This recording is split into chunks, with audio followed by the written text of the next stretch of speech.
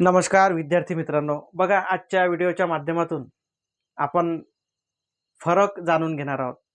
तो फरक कोणता? तो फरक म्हटलं म्हणजे असा की महाराष्ट्र कारागृह पोलीस आणि महाराष्ट्र पोलीस यांचं जे ट्रेनिंग आहे, या ट्रेनिंगमध्ये कशा कशा प्रकारचा फरक आहे, हा फरक आपण जाणून घेणार आहोत. तर बघा, आपण असे काही मुद्दे या ठिकाणी दिलेले आहे. बघा, पहिला जो मुद्दा आहे, यांचं जे ट्रेनिंग आहे, यांचं जे प्रशिक्षण आहे, हे प्रशिक्षण किती महिन्यांचं होते. त्याच्यानंतर दुसरा जो मुद्दा आहे, यांचं जे ट्रेनिंग आहे, कुठं कुठं ट्रेनिंग होत असते. त्याच्यानंतर तिसरा जो मुद्दा आहे, सकाळी यांना किती वाजता ट्रेनिंग सेंटरवरती उपस्थित राहावं लागते. म्हणजेच थोडक्यात यांची जे दिनचर्या आहे, ही दिनचर्या कशा कशा प्रकारची असते हे जाणून घेणार आहोत. त्याच्यानंतर चौथा जो मुद्दा आहे, तो म्हटलं म्हणजे कायदे. यांना कायद्यांचं प्रशिक्षण हे दिलं जाते का? आता यांना कायद्यांचं प्रशिक्षण दिलं जाते का, हा मुद्दा या ठिकाणी मी का उपस्थित केलेला आहे? त्याचं कारण असं आहे विद्यार्थी मित्रांनो, की या ठिकाणी कारागृह पोलीस हा एक घटक आपण घेतोय, याचा फरक या ठिकाणी जाणून घेतोय, म्हणून हा मुद्दा या ठिकाणी मी उपस्थित केला. त्याच्यानंतर पाचवा जो मुद्दा आहे, इतर माहिती. इतर माहिती पण आपण या व्हिडिओच्या माध्यमातून या दोन्हीचा फरक हा कसा आहे याच्या संदर्भात जाणून घेणार आहोत. तर बघा, पहिला जो मुद्दा आहे की किती महिन्यांचं ट्रेनिंग होतं. बघा, महाराष्ट्र कारागृह पोलीस यांचं जे ट्रेनिंग आहे, हे ट्रेनिंग अवघ्या 6 महिन्याचं होत असतं. यांचं जे ट्रेनिंग आहे, हे ट्रेनिंग येरवडा, पुणे या ठिकाणी होत असतं. अगदी येरवडा कारागृह आहे, आपलं सेंट्रल जेल आहे, त्या सेंट्रल जेलच्या अगदी समोरच दौलतराव जाधव प्रशिक्षण महाविद्यालय असं त्या ट्रेनिंग सेंटरचं नाव आहे. तर त्या ठिकाणी महाराष्ट्र कारागृह पोलीस यांचं ट्रेनिंग होत असतं. त्याच्यानंतर याच्यामध्ये फरक जाणून घ्यायचा आहे आपल्याला. तर महाराष्ट्र पोलीस यांचं ट्रेनिंग मग कोण्या ठिकाणी होतं?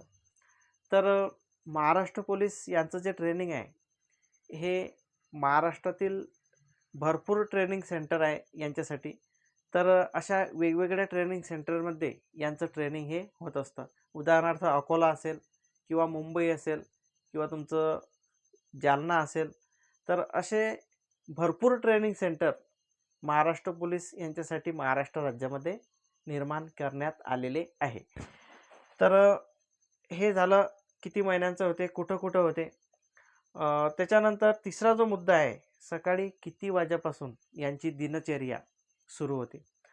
तर विद्यार्थी मित्रांनो, सकाळी 5 वाजता मग तुमचं महाराष्ट्र पोलीस असेल, कारागृह पोलीस असेल, किंवा इतर तुमचा कोणताही घटक तुम्ही घ्या, बॅट्समॅन असेल, चालक असेल, किंवा SRPF असेल, इतर तुम्ही कोणताही घटक घ्या, सकाळी 5 वाजता तुम्हाला उठणेच आहे आणि तुमची ट्रेनिंग सेंटरवर जाण्याची, त्या ग्राउंडवर जाण्याची पूर्ण तयारी ही करून घ्यायची आहे. मग ते किती वाजेपर्यंत? तुम्हाला 6 वाजेपर्यंत त्या ठिकाणी जायचं असतं. मग तुम्ही 5ला उठू शकता, किंवा 5:30ला उठू शकता, किंवा 5:45ला उठू शकता. मग 5:45ला जर तुम्ही उठताय, तर तुम्ही तयारी करू शकता का? तयारी करणं तुमची शक्य आहे का? तर नाही. तुम्हाला 5 वाजताच उठावं लागणार आहे. मग 6 वाजता तुम्ही ग्राउंडवर गेल्यानंतर सगळ्यात अगोदर तुमची रनिंग घेतली जाते. 6 वाजेपासून तुमची रनिंग चालू होते. 6 ते 8 वाजेपर्यंत त्या ठिकाणी तुमची रनिंग असेल, तुमचे वेगवेगळ्या प्रकारचे कार्ड असेल, तुमचे त्या सर्व कवायती घेतल्या जातात.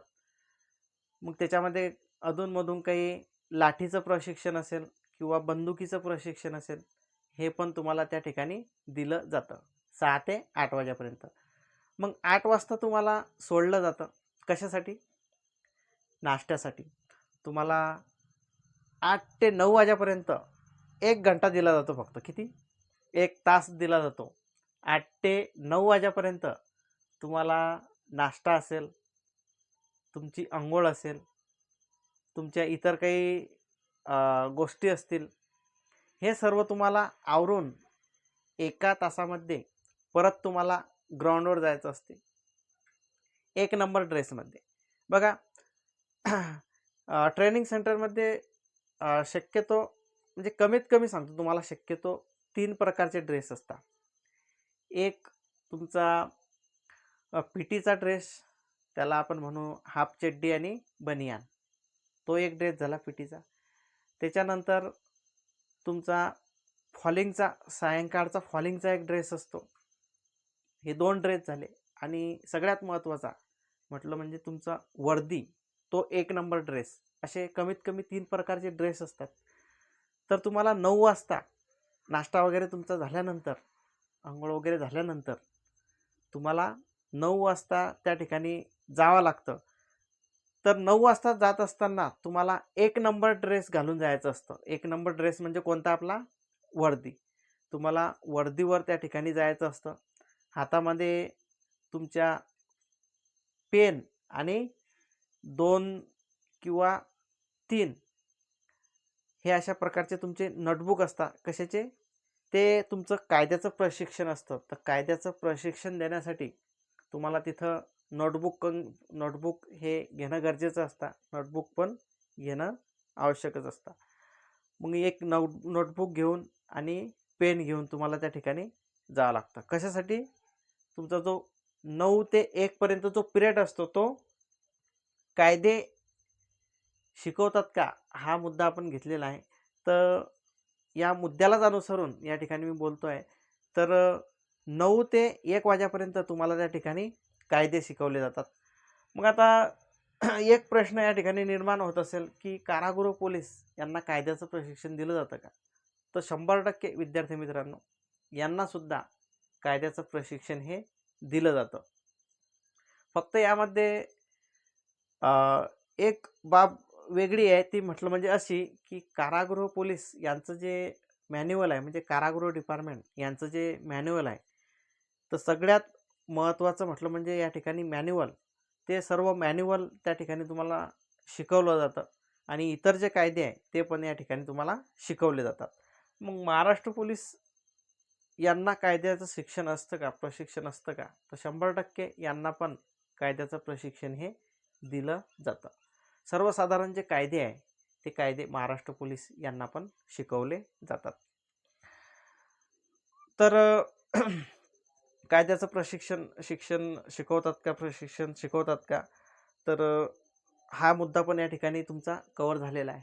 आता पुढे 9 ते 1 वाजेपर्यंत हे कायद्याचं प्रशिक्षण झाल्यानंतर मग तुम्हाला जेवण करण्यासाठी सोडलं जातं. किती वाजता? 1 वाजता. 1 वाजता जेवण करण्यासाठी सोडलं जातं. 1 ते 3 वाजेपर्यंत तुम्हाला जेवण करायचं असतं. तिच्यातच तुम्हाला रेस्ट करायचा असतो. आणि परत मग पीटीच्या ड्रेसवर 3 वाजता तुम्हाला परत त्या ठिकाणी हजर राहावं लागतं ग्राउंडवर. मग 3 वाजता तिथं हजर राहिल्यानंतर मग त्या ठिकाणी कोणतं प्रशिक्षण दिलं जातं? तर त्या ठिकाणी तुमचं परत रनिंग वगैरे घेतली जाते. परत पीटीचं प्रशिक्षण, त्याच्यानंतर लाठीचं प्रशिक्षण आणि थोडक्यात तुमचं बंदुकीचं पण प्रशिक्षण दुपारी होत असतं. मग 3 ते 5 वाजेपर्यंत हे सर्व झाल्यानंतर 5 ते 6 या 1 घंट्यामध्ये तुम्हाला वेगवेगळ्या प्रकारचे खेळ खेळावे लागतात. म्हणजे थोडक्यात खेळांसाठी तुम्हाला सोडलं जातं. आणि मग 6 वाजेपर्यंत तुमचं खेळून झाल्यानंतर मग तुम्हाला ग्राउंडवरून तुमची जी रूम आहे, त्या प्रशिक्षण केंद्रामध्ये वेगवेगळ्या प्रकारच्या रूमा दिल्या जातात विद्यार्थ्यांना. प्रशिक्षण करणाऱ्या विद्यार्थ्यांना वेगवेगळ्या प्रकारच्या रूमा दिल्या जातात. मग त्या रूमांवर तुम्हाला सोडलं जातं. तर अशा प्रकारे विद्यार्थी मित्रांनो, सकाळी 5 वाजेपासून तर संध्याकाळच्या 6 वाजेपर्यंत अशी तुमची ट्रेनिंग सेंटरमधली दिनचर्या असते. तर अशा प्रकारे महाराष्ट्र पोलीस आणि कारागृह पोलीस यांच्यामध्ये कशा कशा प्रकारचा फरक आहे, तर हे आपण या व्हिडिओच्या माध्यमातून जाणून घेतलं. तुम्हाला समजलं असेल की पाहिजे तेवढा 5 ते 10% पर्यंतच या ठिकाणी आपल्याला फरक जाणवतो. तो म्हटलं म्हणजे असा की फक्त मॅन्युअल तुम्हाला वेगळं शिकवलं जातं त्या डिपार्टमेंटनुसार. बाकी सर्व सेम आहे, बाकी सर्व सारखं आहे. तर या ठिकाणी थांबू. जय हिंद, जय भारत.